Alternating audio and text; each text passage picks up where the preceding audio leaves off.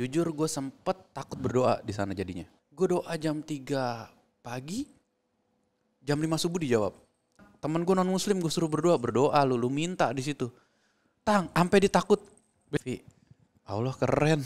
Gue nggak tahu mau ngomong apa lagi. Iya lo bilang. Lu kan tatoan nih. Barang gue masih bisa. Ini juga nih ya kan Ustadz nih. Demi Allah dia akan bersaksi. Ya Allah, anakku emang dulu bandel. Tapi dia pernah bikin aku seneng, ya Allah. Ketika ada orang bertanya, ya Rasulullah kepada siapa aku harus berbuat baik? Apa kata Rasulullah?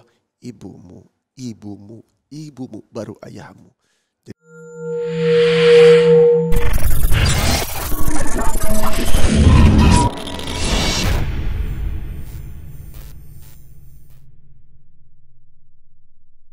Cuman yang gue rasain tuh kayak nggak tahu kenapa ya.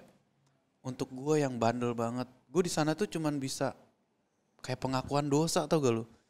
Yang kayak, meleburkan semua itu ya? Iya, kayak gue ngerasa kayak banyak banget dosa-dosa gue yang selama ini mungkin ditutupin sama Allah, yang bahkan gue nggak bisa minta ampun gitu loh untuk cerita. Dan gue cerita ke ustadz gue di sana kayak, Tat, gue ini parah Tat. Gue bilang mungkin kalau tingkatan rockstar gue cuman di penjara doang Pak Ustadz yang belum, gue bilang. Sisanya duniawi udah gue rasain semua yang nggak bener ya, gue bilang. Bahkan yang nggak masuk akal udah, mungkin penjara doang yang belum, gue bilang.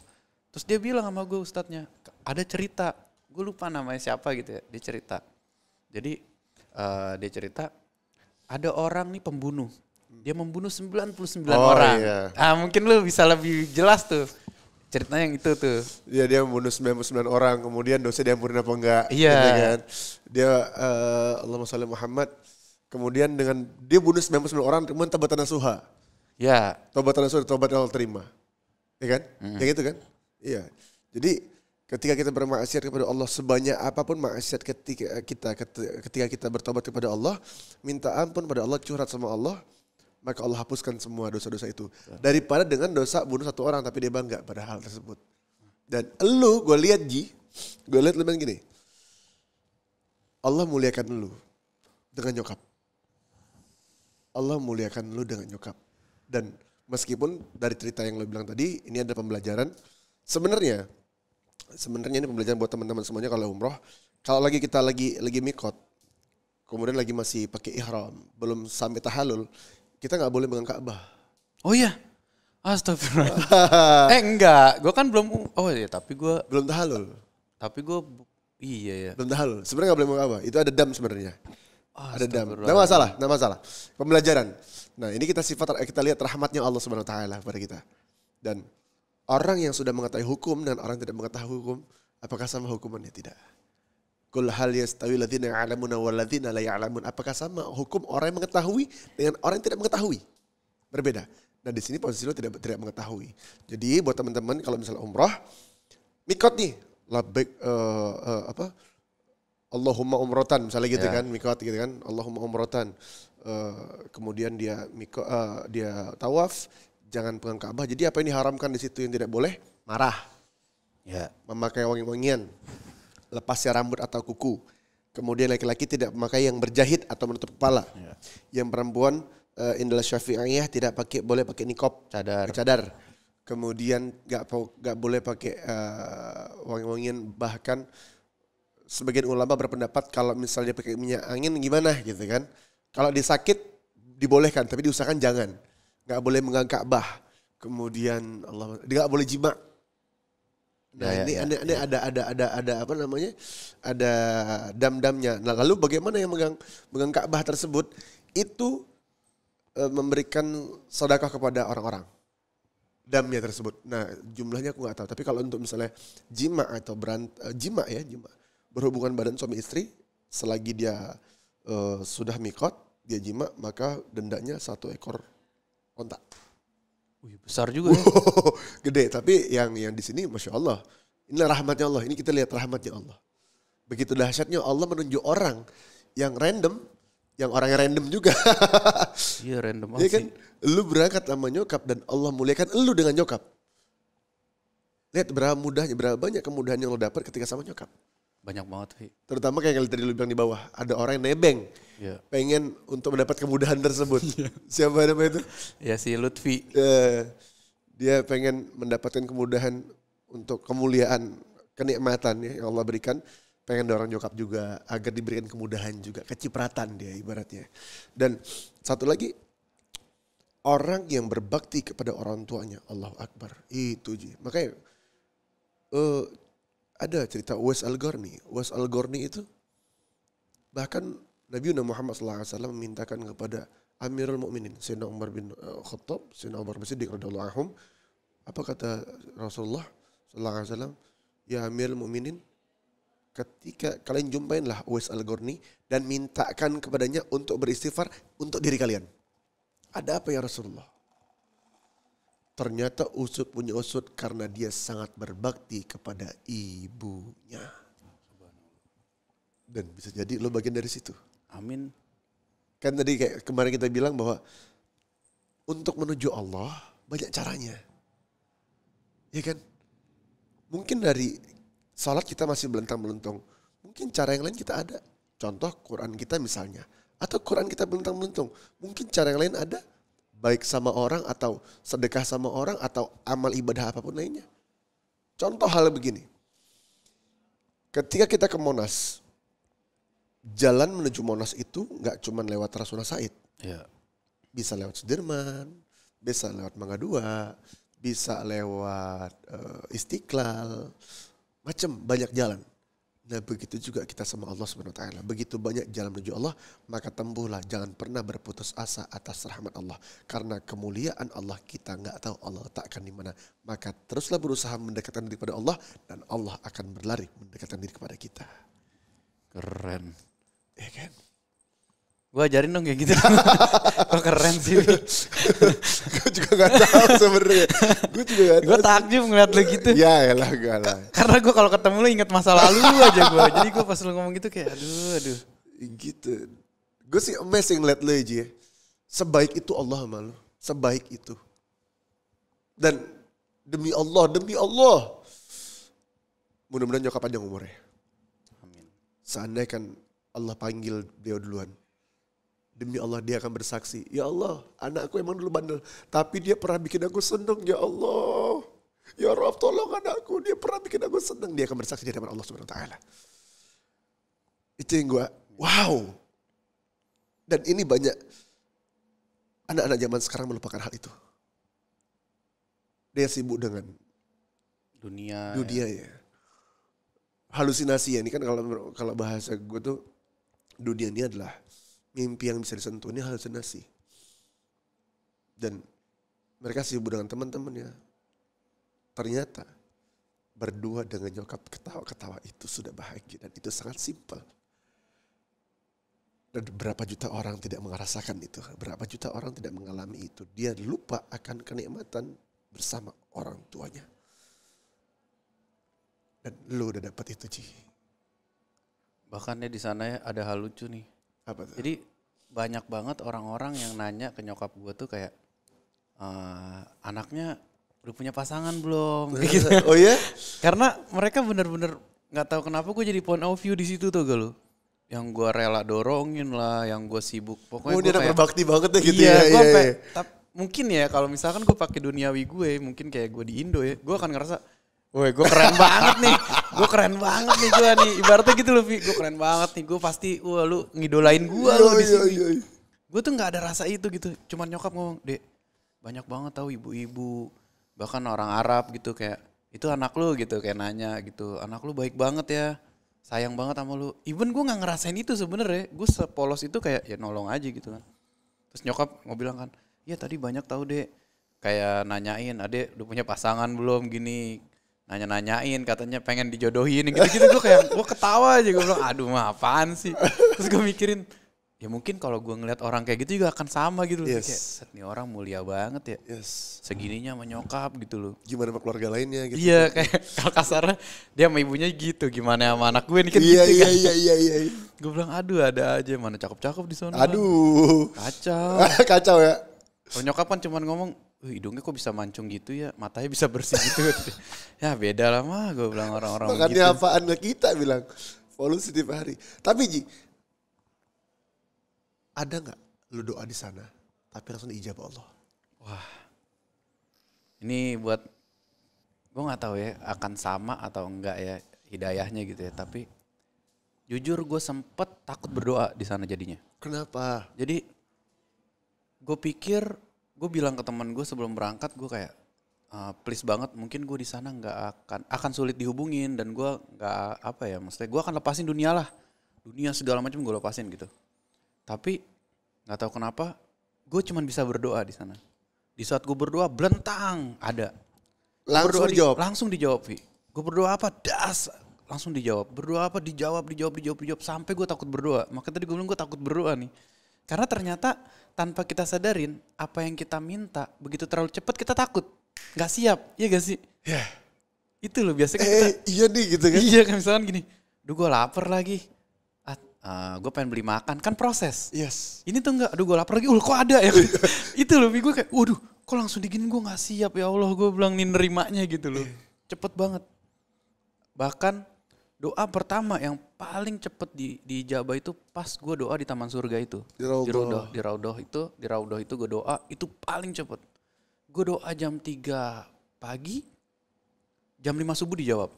2 jam? Sebelum gue sholat subuh tuh terjawab apa yang gue minta waktu itu. Allah. Itu gue kayak ya Allah. Dan gue gak siap untuk jawabannya. Besoknya karena gue seneng, gue gak tahu ya di Masjidil Haram sama di Nabawi gue pribadi gue ngerasa lebih tenang di Nabawi gitu ya dengan suasananya lah. Betul, emang ya. Nyaman, lebih bagus, tenang ya. Tenang gitu. Masjidil Haram kan rame banget gitu ya. Nah gue lebih banyak berdoa di saat gue di Nabawi karena waktunya juga panjang gitu. Yes. Itu banyak banget doa gue yang dikabulin. Bahkan yang gak penting pun dikabulin gitu loh. Sesimpel mungkin gue contoh kayak gue sebel nih sama si Alfi nih. Gue pengen dia cepet pulang aja. Ngerti gak lo? Iya. Even gue tahu nih, nih Alfi kalau udah riding motor nih lama nih baliknya misalkan kayak gitu ya. Gue bilang kayak gak penting. Gak penting sebenarnya gue kayak jangan kayak biar dia cepet pulang. Pulang Vi. Maksud gue secepat itu gitu kayak gue bisa nanya Vi, lu di mana? Di rumah. Gue udah balik nih. Ternyata bete gue. Yang kayak nggak lu banget lu untuk bete lu, nggak mungkin lu bete gitu loh. Gue kayak wah gue harus hati-hati nih gue bilang. Iya. Dan nyokap selalu ngingetin gue kan, Dek, hati-hati doa di sini Dek. Emang bener disuruh doa sebanyak-banyak tapi hati-hati ya kan. Dan gue tuh bener-bener yang tiap hari ada hal-hal yang terjadi di hidup gue yang sakit tapi gue bisa terima. Jadi gue subhanallah udah gue terima. Dan dari proses gue pengen umroh sampai selesai umroh, satu yang gue dapetin yang gue berasa banget di diri gue adalah hati gue dibesarin. Allah. Gue terima hal gitu yang lebih tenang lah. Lebih tenang. Yang biasa gue gak bisa terima gitu. Dan gue juga gak percaya gitu kayak, kok gue bisa nerima ya kayak gini. Gak percaya gue, tapi kayak mungkin kalau gue gak umroh, gue gak sekuat ini gitu. Gue gak semampu ini gitu, hati gue dibesarin sama Allah. Nah itu sih yang paling pecah sih. Ya Allah. Lebih tenang, lebih kalem lah. Lebih melihat dunia tuh gak yang urakan lagi. Ya udahlah gitu ya. Iya, kayak gue debat sama orang tuh mungkin dulu kayak, gue mau menang nih. Tapi ini kayak, enggak lah. Buat apa gitu, gak ada untungnya gitu. Iya. Itu sih pecah sih. Keren sih lo. Tapi tadi lo cerita Ji. Ada teman lo yang non muslim juga ketika lo video call. Dan dia doa. Wah itu juga pecah tuh. Jadi di saat gue gak tahu kenapa. Kan orang semua nitip doa pasti ke kita kan ya. Gue kayak aduh gue capek nih. Masa semua gue sebutin satu-satu gue gak cukup nih. Akhirnya gue pas ada beberapa emang teman-teman yang deket tuh gue kayak udah gue video call aja lah. Biar lu berdoa langsung lah di Ka'bah gitu kan. Jadi gue emang kebetulan sholat deket Ka'bah. Gue angkat lah tuh telepon gue. Gue suruh berdoa gitu. Gue udah kepikiran Vi. Alfi nih kayak gue video call. Terus gue mikir Alfi mau berangkat. Terus Alfi udah sering juga nih. Udah sering gitu. Makanya gue gak nelpon lu. Even gue whatsappan tuh sama lu. Tapi gue kayak gak usah lah. Dia pasti datang ya kan. Kalau teman-teman gue gak tahu nih. Dapat hidayahnya kapan gitu. Mau datang kan. Bahkan ngimpi aja susah gitu. Gue teleponin nih. Temen gue suruh nih lu berdoa. Karena gue gak tahu kenapa bukan gue meragukan Allah ya. Tapi gue pengen kayak, masa kebetulan gue kali yang diijabah, orang-orang enggak. Temen gue suruh berdoa, belentang kejadian. Bahkan temen gue non muslim gue suruh berdoa lu minta di situ. Tang, sampai dia takut. Besoknya gue gini, lu mau doa lagi gak? Enggak lah, gue takut. Kenapa lu? Cepet banget dijawabnya. Dia doa itu siang, mungkin cuman sore ke maghrib lah dijawab. Semua doanya. 3-3-nya yang dia doain, gue nggak tahu sisanya apa, tapi 3 yang dia kasih tahu gue itu dijawab. Allah. Kayak gue yang buset. Kayak dia kan ada bilang dia minta tenang, dia minta soal untuk kekeluarganya, dia minta untuk hidup lebih baik yang kayak gitulah. Itu semua dapetin di sebelum maghrib itu. Gue makin semangat ya kan. Gue seneng gitu kayak misalkan lu cerita, Ji doa gue dijawab tuh gara-gara tadi gue berdoa. Kan gue semangat, Vi doa lagi, lu nya takut. Gue takut kata dia. Gue takut gak siap. Secepat itu loh. Gue gak tahu semua orang ngalamin hal yang sama atau enggak, tapi kesaksian gue gitu yang ada di situ dan teman-teman gue yang ngerasain hal yang sama. Secepat itu. Itu tuh karena apa? Karena ketika berdoa kepada Allah Subhanahu wa taala, kita mengenalkan diri dan yakin kepada Allah. Kata Allah Subhanahu wa taala dalam Al-Qur'an, "Ud'uni astajib lakum." Mintalah kepadaku maka akan kukabulkan. Dan pada saat itu di momen secara visual, manusia ini kan tipe kali visualis kan ya. Melihat manusia ini kan makhluk sosial. Melihat sesuatu wujud, kemudian dia bermunajat kepada zat yang diyakini oleh dia, yaitu Allah Subhanahu wa taala, dengan mengenalkan rasa diri dia hanya bergantung kepada zat tersebut, yaitu Allah Subhanahu wa taala. Dia munajat di situ, maka diijabah. Jadi benar kata Allah, mintalah kepadaku maka akan kukabulkan. Dengan catatan kita mengenalkan diri kita bukan siapa-siapa, hanya dialah sang maha segalanya, Allah Subhanahu wa taala. Gitu. Makanya gue cuma bisa bilang kemarin kan kayak, Vi, Allah keren. Gue gak tahu mau ngomong apa lagi. Iya lo bilang. Allah keren loh. Keren banget cara Allah. Keren banget caranya. Keren sebesar banget. Itu dia. Keren deh. Jujur gue kalau misalkan dapat kesempatan lagi, gue pengen banget sih. Gak tahu, gue tiba-tiba ngerasa gini. Akhirnya gue ditempatkan di tempat di kaum gue gitu. Yang gue gak mikirin dunia. Gue happy itu untuk bangun. Gue sholat, gue makan. Maksud gue main HP sih, di sana gue main HP, tapi kayak hidup gue itu gitu loh. Nggak yang gue di sini tuh kayak, wah nanti ada kerjaan gue harus kesini, gue kesana. Wah besok gue nongkrong, gue kayaknya hidup gue penuh banget gitu loh tentang dunia gitu. Ini di sana tuh kayak gue tenang, gue nyaman. Dan soalnya gue ngerasa pantesannya orang berkali-kali balik ke situ untuk umroh. Bahkan gue sampai mikir pantesannya orang kalau punya masalah larinya ke situ kan.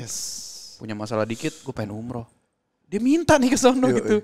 Gue baru tahu gitu, gue mikir oh ini ya jalannya nih. Lu minta di sini nih. Iya, dan langsung dijawab. Ada lagi Vi, lucu. Apa tuh? Jadi gue waktu di Ka'bah, di Mekah pas masuk Mekah gue mikir gini kan. Kan gue kan pakai ihram, tato gue ada di sini di belakang kelihatan kan. Gak tahu kenapa gue mikir gini. Banyak ya lu yang tatoan di sini kan. Maksud gue biar gak gue doang Vi. Iya dong. Ntar gue ditegor lagi. Dari temen lu ya? Iya gue gak ada temen begitu dibuka. Karena kan pas itu dibuka kan. Iya. Kebuka semua gini kan. Terus gue kayak ada kayak yang tatoan di sini. Jadi gue ngerasa di saat gue dihakimi gitu. Gue temen lu. Dia juga tuh. Gue kayak dia juga gitu loh maksud gue. Itu sepanjang gue lagi tawaf gue ngeliatin. Gak ada lagi. Kayak gak ada lagi. Ada kayak gitu maksud gue ada kayak.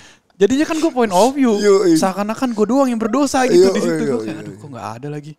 Sedangkan lu sempat bilang kan banyak kok Ji nanti. Banyak orang yang udah taubat di sana yang kelihatan juga tatonya segala macam. Gue mikir gak ada lagi. Lu tau gak hikmahnya apa? Apa?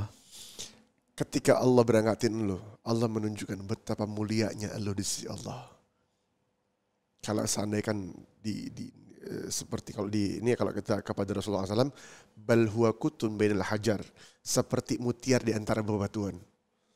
Dan lu jadi point of view. Di antara orang biasa, lu orang spesial Ji. Yang Allah undang mendadak, tiba-tiba random. Kalau misalnya orang tersebut banyak, lu gak jadi spesial. Tapi ketika lu sendirian seperti itu, di antara orang banyak, lu jadi spesial. Dan begitulah gambaran di sisi Allah Subhanahu wa taala. Lu spesial di mata Allah ketika lu kembali kepada Allah Subhanahu wa taala. Itu kan kalau secara agama, Vi. Tapi secara yang lain apa? Kalau secara Indonesia gini, tuh lu lihat tuh. Tuh lihat tuh contoh itu. Tatoan tuh. Umroh. Tuh lihat tuh, lu jangan kayak dia ya kan. Lu jangan kayak dia tuh. Lu lihat ini gak sih si Ibrahimovic umroh. Iya. Dia kan tatoan. Ya, tapi kan maksud gue nggak di saat bareng gue gitu loh. Gue ngeliat ada yang dulu penyanyi kan juga tuh yang tato nyampe leher. Itu banyak, juga ada gitu. Tapi gak bareng lu ya. Makanya gue mikir, misalkan lu kan tatoan nih, bareng gue masih bisa, ini juga nih ya kan Ustadz nih, sama nih, gue bisa gitu kan. Ini kan gue kayak, oh gue banget nih. Gue jadinya pas lagi ini agak-agak nurunin gitu. Wah gak boleh tuh katanya kan, oh udah deh gue bilang aduh. Tapi Ji, after umroh lu gimana Ji kira-kira Ji? Apa kalau mendadak kayak, rokok enggak, musik enggak gitu, gimana Ji? Kasih gue gue lebih tenang, ngerasa lebih tenang. Terus juga mungkin ada lah kayak kemarin gue pas balik kan sholat zuhur. Terus gue karena gue sering nongkrong sama teman-teman kayak, lu sholat zuhur dulu tuh udah pengen habis keburu asar. Terus teman gue bercandain gue kan, oh poser. Abis umroh soalnya poser kata dia. Atau kenapa gue kayak kelepas aja gitu kayak, sholat tuh sebelum gue tutup tuh sejadah gitu kan. Terus dia kayak poser nih, terus gue kayak aduh. Sampai gue mikir kayak sebenarnya gue umroh kan buat gue nggak perlu di orang lain ya, tapi kayak lebih baik gue memperbaikin diri gue deh daripada gue sok-sokan lu jangan gini jangan gitu gitu. Itu yang gue coba. Terus yang gue berasa banget itu Tuhan kasih gue lebih lapang dada, hati gue dibesarin untuk nerima hal-hal yang kadang-kadang tuh nggak bisa gue terima. Gue ngerasa kalau nggak karena kemarin, jadi gue ngerasa Allah baik banget tuh di titik gini. Mungkin gue lagi ada masalah gitu ya, masalah besar banget yang gue hadapin.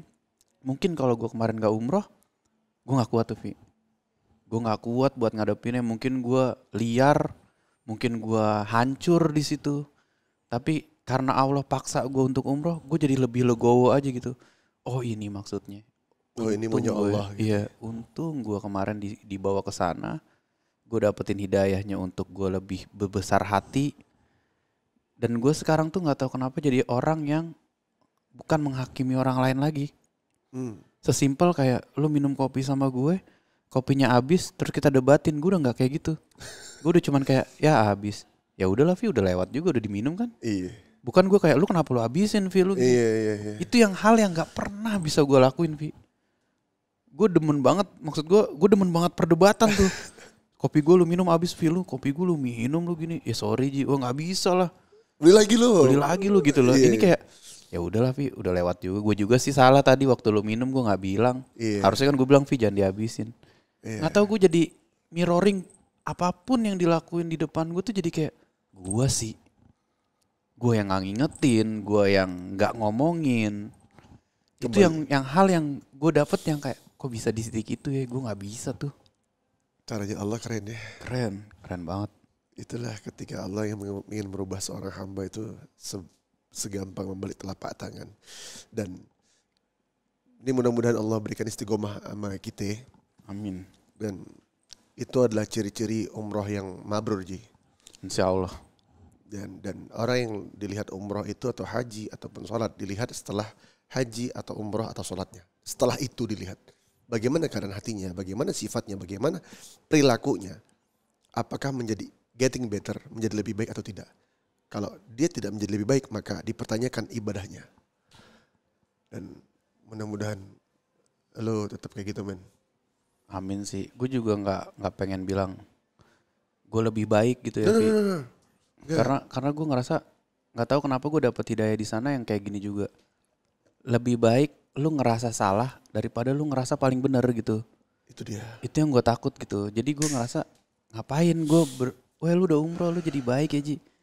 Takut banget gue di titik itu, bukan gue gak bener ya Vi, tapi kayak kok gue takut aja memegang itu gitu loh. Jadi gue lebih baik kayak gue takut salah deh sekarang gitu loh. Gue takut berbuat salah deh. That's why gue jangan sampai gue ngerasa gue bener. Orang bener itu kan susah dibilangin. Itu dia. Iya kan? Merasa bener lagi. Merasa bener nih. Itu sih. Dikasih tahu nyolot. Kalau mumpung lagi di ini ya kan, di Biker Dakwah nih, di podcast ini gue juga pengen nitip pesan juga. Apa tuh? Buat teman-teman yang nonton. Mungkin kayak lu pengen, banyak banget kemarin yang DM gue, yang komen di gue kayak pengen banget kayak gitu. Sebenarnya bisa kok. Bisa, gue bahkan ketemu orang-orang di sana yang ngumpulin duit untuk berangkat ke sana bisa kok. Cuman satu, kemauan sih. Yes. Gue ngerasa karena kita nggak punya kemauan, mungkin ya anak muda kayak gue tuh di titik yang kayak kita buka botol di klub mabok, bisa tuh. Mau patungan mau enggak, wah 10 juta, 15 juta bisa gitu. Coba lu 3 hari aja dalam seminggu. Kalau lu emang bandel ya, gue kan di titik kadang ke klub lumayan bandel lah. Sebulan bisa berapa kali gitu buka botol misalkan. Lu kumpulin tuh duit udah umroh tuh. Bulan itu lu tahan aja nggak kayak gitu, umroh tuh ya. Segampang itu. Segampang itu sebenarnya. Tapi biasanya nih untuk kumpulin duit umroh, waduh beratnya untuk naruh 1 juta, udah berat tuh. Nah itu pengalaman gue yang mudah-mudahan gue ini bisa jadi kesaksian lah, bisa jadi saksi buat orang-orang yang anak-anak muda atau lu yang ngidolain gue nih, ngefans sama gue dengan kerebelan gue gitu. Gue cuman pengen bilang serebel-rebelnya gue aja bisa lu ngajak nyokap gue ke sana gitu, ke Tanah Suci. Gue bisa memuliakan nyokap gue. Mungkin lu nih lebih besar lah kesempatannya. Lu gak serusak gue, gak sebadung gue. Kalau gue yang Badung kayak gini aja bisa dipanggil, apalagi dia. Yes. Itu sih gue mikirnya. Iya, jadi buat trigger buat kalian semua di luar sana, kalau Fiji aja bisa, kenapa kalian enggak? Pertanyaannya adalah mau atau tidak. Kalau mau lakukan, kalau tidak ya sudah. Jadilah orang yang menjadi orang biasa. Sementara Fiji mengambil langkah menjadi orang yang luar biasa. Amin. Itu adalah prinsip kita di Bakers Dakwah. Jadilah orang yang luar biasa, jangan mau jadi orang yang biasa. Karena apa? Orang yang biasa sudah banyak di luar sana. Dan kita harus menjadi orang yang luar biasa. Baik dari segi kehidupan, segi pola pikir. Jadilah orang yang luar biasa. Karena insya Allah kita juga akan menjadi orang yang luar biasa di sisi Allah Subhanahu wa Ta'ala. Amin. Segan Fiji, ini yang mau ceritain ya. Iya ini. Iya. Jadi dia langsung telepon gitu. Pokoknya gue balik ke Indonesia, gue balik ke Jakarta, gue langsung podcast sempat lo. Mudah-mudahan kita berangkat bareng insya Allah. Mudah-mudahan. Insya Allah pengen gue. Gue insya Allah berangkat tanggal 28 November besok sama tanggal 3 November. Dan buat kalian yang belum berangkat umroh, mudah-mudahan kalau masih ada nyokap kalian, ini buat aku juga. Mari kita ajak ibu kita supaya Allah makin ridha kepada kita, makin mengijabah semua doa-doa kita. Wasilah ibulah, warisan kita seumur hidup, surga kita, dunia akhirat adalah ibu. Ketika ada orang bertanya, ya Rasulullah kepada siapa aku harus berbuat baik? Apa kata Rasulullah? Ibumu, baru ayahmu. Jadi mumpung masih ada ibu kita, mari kita muliakan dia, bukan dengan hanya transfer uang, tapi waktu yang sebentar saja sungguh sangat berharga untuk mereka, orang tua kita. Segan. Makasih banyak Ji ya. Thank you banget nih. Pokoknya next konten kita skate-skatean. Tapi mohon maaf aku udah gak bisa flip-flipan lagi. Ya gak apa-apa. Karena tau lah ya recovery umur kita ya. Recovery umur kita kok lama. Ya, enggak lah. Oh, kalau tawaf sama sa'i masih bisa flip lah. Itu lebih berat loh. Iya juga lebih berat sih. Ya kan. Iya juga sih. Masih bisa nos grand lah ya. Iya. Mudah-mudahan insyaallah kita doain semoga Fiji sukses terus di akhirat. Amin. Istiqomah dan segala hajatnya, dia punya hajat nih, doain semua teman-teman. Dia punya hajat dalam hati ya sekarang ini, semoga Allah ijabah dan Allah mudahkan urusan dia. Allah mudahkan urusan dia dunia akhirat dan Allah makmurkan orang-orang di sekeliling dia insyaallah. Ya. Doain juga mudah-mudahan aku husnul khotimah, doain kita semua husnul khotimah, doain Ji aku nih, doain hajat nih, pengen semoga Allah titipkan anak kandung saleh-salehah. Amin ya Allah. Kan belum kan, jadi semoga tahun ini insya Allah, entah itu hajat tahun ini sih pengen punya rumah ya, pengen punya anak pastilah. Pas tuh besok kan lu umroh kan di sono kan. Berdoa di sono diijabah. Mudah-mudahan di sana lu ngerasain hidayah yang dikasih ke gue. Amin ya Allah, amin. Insya Allah. Mudah-mudahan lu berangkat tiap bulan. Gue pengen gue. Mau gak lo? Tiap tahun deh. Amin. Pengen gue. Tolong travel umroh. Dia yang buat travelnya dia nih, yang bawanya aku insya Allah. Nanti gue ajuin ke travel umroh tolong ya. Tiap tahun berangkat sama Fiji sama aku insya Allah. Ji makasih banyak, sehat-sehat kau. Segan. Mudah-mudahan bermanfaat nih obrolannya. Amin. Pasti manfaat karena ini adalah sebuah trigger yang dahsyat dan luar biasa. Wow, keren hari ini. Aku sempat agak tadi menetesin air mata karena membahas masalah ibu. Sekali lagi terima kasih banyak. Makasih banyak buat Bakers Dakwah. Makasih banyak buat Pilihan Coffee. Pilihan Coffee enak banget nih kopinya nih. Yoi, Pilihan Coffee. Dan makasih banyak buat Fiji. Semua kontenmu terus jalan. Amin. Konten apa lagi nih ke depannya? Masih mau konten skateboard sih. Inspirasi orang-orang biar punya kesempatan yang sama kayak gue. Yes. Biar bisa hidup lebih baik juga. Karena dulu zaman kita skater nggak sebaik sekarang. Nggak sebaik sekarang. Sebenarnya gue kemarin sempat kepikiran sih pengen konten umroh tapi gue takut ya kan. Nggak, karena maksud gue gini Vi. Lo mau papan di sana? Enggak, bukan skate. Kayak gue tiba-tiba kepikir kayak gue pengen banget ya bikin konten tentang inspirasi orang tuh. Apalagi kemarin pas sama nyokap kan. Oh iya. Akhirnya cuman bisa gue buang ke sosial media, ke Instagram gitu ya. Karena gue mikir gue bandel aja diikutin gitu loh Vi. Gue bandel diikutin orang banyak. Gimana, masa gue gak ada gitu yang bener gitu yang orang biar ngikutin gue gitu sih. Bandel aja diikutin ya?